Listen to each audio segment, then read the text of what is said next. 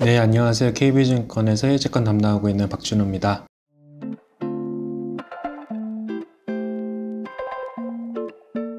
이번 주 월요일에 발표된 미국 11월 ISM 제조업 PMI 지수를 업데이트를 해드리면 전반적인 수치는 예상보다 높게 발표가 됐습니다. ISM 제조업 지수가 전월 부진을 좀 회복을 하고 반등하는 모습들이 관찰이 됐고요. 그 중에서도 가장 중요한 두 가지를 꼽으라고 한다면 뉴 오더, 신규 주문 지수하고요. 프라이스 페이드, 어떤 가격 지수, 이 두 가지를 가장 중요하게 봅니다. 이 뉴 오더스라고 하는 것은 기업들의 신규 주문을 의미를 하기 때문에 경제 전반의 수요를 선행적으로 알려주는 지표다라고 볼 수가 있겠고요. 프라이스의 경우에는 기업들이 지불하는 원자재 가격이라든지 원가 비용이라든지 이런 것들을 의미를 하기 때문에 물가 압력을 미리 좀 알 수 있는 그런 선행 지표로 많이 작용을 합니다. 지난달까지만 하더라도 프라이스가 급격히 다시 반등을 하면서 인플레이션 압력이 굉장히 다시 높아지는 모습들이 관찰이 됐었습니다. 그 배경 중에는 당연히 트럼프 정책도 있었을 것이고 에너지 가격 하락세가 조금 진정되는 것들,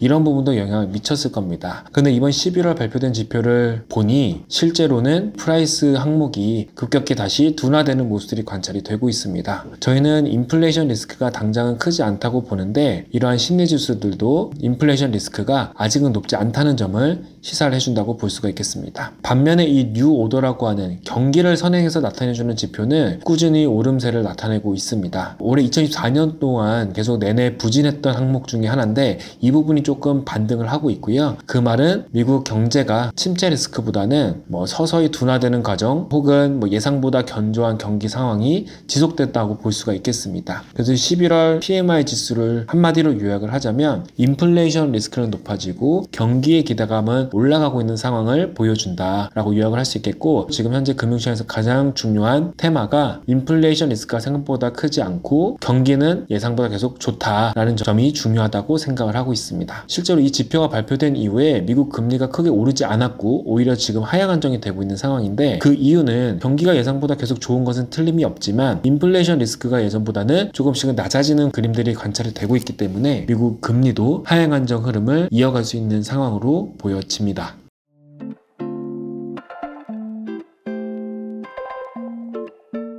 네, 이번 주 금요일에 매월 초에 발표되는 고용지표가 업데이트가 될 예정입니다. 미국의 노동시장은 두 가지 관점에서 바라보는 게 중요합니다. 첫 번째는 신규 고용 관점에서 보는 것, 두 번째는 실업자 혹은 해고자가 얼마나 많이 늘어나는지를 보는 것, 이 두 가지로 조금은 분리해서 보는 것이 중요하다고 생각합니다. 먼저 신규 고용, 어떤 새로운 사람들이 일자리로 들어와서 고용이 돼서 일을 하는 것의 경우에는 꾸준히 부진을 할 것 같습니다. 물론 이 11월 지표는 10월 달에 허리케인이나 어떤 날씨 영향으로 일시적인 계절 영향으로 급감했던 것이 되돌려질 것으로 예상이 되고 있는 상황이지만, 고용이 소폭 반등한다고 하더라도 추세적으로 고용자 수가 증가하는 것은 아닌 것으로 저희는 전망을 하고 있습니다. 경기에 민감한 산업들은 이미 신규 고용을 창출하는 능력이 많이 둔화됐다고 평가하기 때문에 그렇습니다. 미국 전체 고용을, 비농업 고용을 경기에 민감한 섹터와 경기에 둔감한 섹터로 나눠 볼 수가 있겠습니다. 비농업 고용자 수 중에서 한 50% 정도 해당되는 경기에 민감한 산업들의 고용을 제가 짙은 파란색 선으로 표기를 했는데요. 과거에도 실제 비농업 고용에 선행하는 것이 이 경기에 민감한 산업들의 고용자 추세입니다. 전년 동기비 기준으로 나타내었는데 짙은 파란색 선으로 표기한 경기에 민감한 산업의 고용 증가율이 이미 많이 꺾인 상태이기 때문에 전반적인 비농업 고용자 숫자 자체는 꾸준히 하향 안정되는 추세를 보일 것으로 예상이 됩니다. 물론 당장 이번 주에 발표된 지표는 일시적인 반등은 있을 수 있겠지만 그것은 정말 일시에 그치고 향후 3개월, 6개월 관점으로 보면 고용시장 자체는 조금 활력을 잃어갈 것으로 저희는 전망을 하고 있습니다. 고용이 둔화되면 그것이 실업 증가나 해고 증가로 이어질 것인가, 이게 굉장히 중요합니다. 일반적으로는 고용자 수가 점점 줄어들게 되면 자연스럽게 해고자가 늘어나는 국면으로 전환되는 게 일반적이지만 저희는 이번 사이클은 조금은 다를 것이라고 보고 있습니다. 고용자 수 자체는 큰 추세에서 둔화될 것으로 예상이 되지만 해고자 수는 혹은 실업자 수는 정도는 낮게 유지가 될 수 있다고 생각을 합니다. 이 신규 실업수당 청구 건수를 비계절 조정 수치로 작년, 재작년과 조금 비교를 해보면 지금 미국에서 일자리를 잃어서 실업수당을 청구하는 건수는 과거와 다를 바가 전혀 없다. 작년, 재작년과 전혀 차이가 없는 수준이기 때문에 지금 미국 고용시장에서는 어떠한 해고의 조짐도 아직은 보이지 않고 있다, 이렇게 말씀드릴 수가 있겠습니다. 이게 가능한 이유는 결국 기업의 펀더멘털과 연관이 있습니다. 기업의 펀더멘털이 크게 훼손되지 않으면 무리해서 기존의 인력들을 감축할 유인은 굉장히 적은 상태이기 때문에 저희는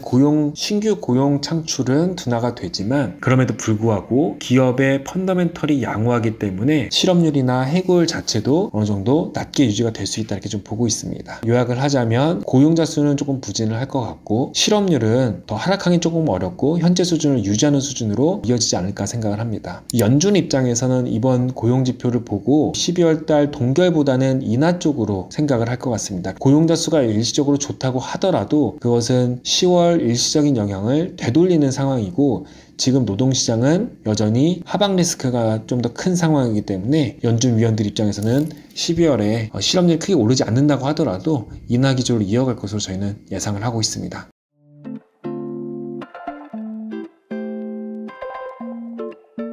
지난주, 지지난주 베센트 재무장관 이벤트도 있었고 트럼프발 효과가 실제로 금리 상승보다는 금리 하락을 이끌 수도 있다라는 부분들도 많이 말씀을 드렸는데요. 미국 국채 3개월물 금리와 10년물 금리를 같이 나타낸 그림입니다. 10년물 금리는 단기적인 방향성이 굉장히 불투명한 반면에 단기물 금리는 추세가 굉장히 뚜렷하다는 것을 확인하실 수가 있습니다. 기준금리 인상이면 꾸준히 상승을 하고 또 기준금리 인하 국면이면 가파르게 하락하는 그런 사이클이 굉장히 명확합니다. 지금 사이클은 명백하게 단기금리가 하락하고 있는 사이클이고 올해 2분기, 3분기부터 그런 사이클이 시작이 된 겁니다. 미국 10년물 금리도 결국에는 단기금리와 아주 단기적으로는 방향성이 달라질 수 있지만 3개월, 6개월, 1년의 시기로 보면 방향성이 달라지기가 굉장히 어렵다라는 겁니다. 그래서 저는 미국의 단기금리가 올해 2, 3분기부터 하락 사이클이 시작됐다고 생각을 하고 그 기간이 1년 정도는 이어질 수 있다고 보고 있기 때문에 지금은 미국 국채 10년물 금리도 그런 하락 추세 사이클을 따라갈 것으로 예상을 하고 있습니다. 그래서 저희는 미국 10년물 금리가 내년 1분기까지 3%대로 떨어질 수 있다는 전망을 가지고 있고요. 조금 더 긴 시기를 늘려본다라고 하면 첫 번째 특징은 단기금리와 장기금리의 추세 자체가 크게 보면 굉장히 유사하다. 두 번째 시사점은 장기금리가 단기금리보다 조금 선행한다라는 게 특징입니다. 그래서 저희가 내년에 좀 조심해야 될 부분은 국채 3개월물 금리 혹은 기준금리가 인하가 되다가 어느 순간에는 멈출 것이라는 기대가 커질 겁니다.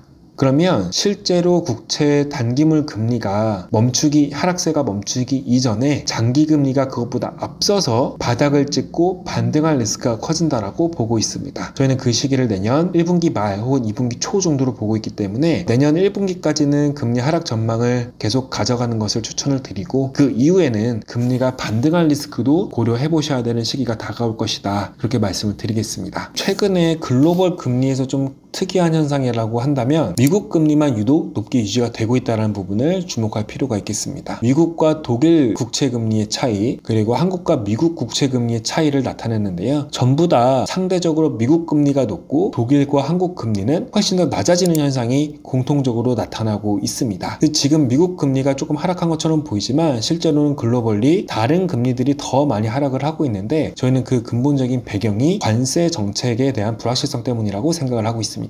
트럼프 정권이 들어서게 되면 지금은 이미 캐나다와 멕시코에 대해서 관세를 부과하겠다라고 발표를 하고 있고 중국뿐만이 아니라 글로벌리 관세율이 전반적으로 높아지는 현상이 나타날 것이고 무역 불확실성이 커질 것으로 예상이 되고 있는 상황입니다. 그런데 미국의 경우에는 미국 경제는 이렇게 수출에 의존도가 높은 국가가 아니기 때문에 실제 관세 부과 정책을 펼친다고 하더라도 미국 경제가 받는 충격은 다른 국가들에 대비해서는 굉장히 약합니다. 반면에 한국이나 독일 대외 의존도가 높은 국가들은 지금의 글로벌 무역 불확실성이 향후의 성장률 하방 전망에 기여를 하고 있는 상황입니다. 결국 미국 경제는 상대적으로 계속 좋고 다른 국가들의 경제 성장률 전망은 계속 악화가 되고 있기 때문에 이 두 국가 간의 금리 차이가 더 벌어지고 있는 것을 조금 확인하실 수가 있습니다. 이 부분이 저희는 내년에는 지속될 것으로 보고 있고 내년에 미국 금리가 2, 3분기에 반등하는 경우에는 사실 다른 국가들의 금리는 반등 여력이 오히려 제한적일 수 있지 않을까 생각을 하고 있습니다. 그래서 채권 투자 관점에서는 물론 미국 국채도 좋게 보고 있지만 독일이나 다른 유럽 국가들의 채권들도 긍정적으로 판단을 하고 있습니다. 미국 금리 움직임뿐만이 아니라 다른 국가의 금리들까지 함께 바라보시면 글로벌 무역 정책의 영향이라든지 시장의 흐름들을 조금 더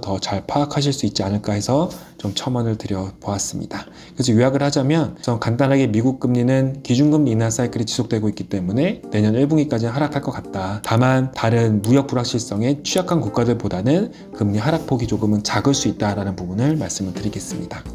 네, 감사합니다.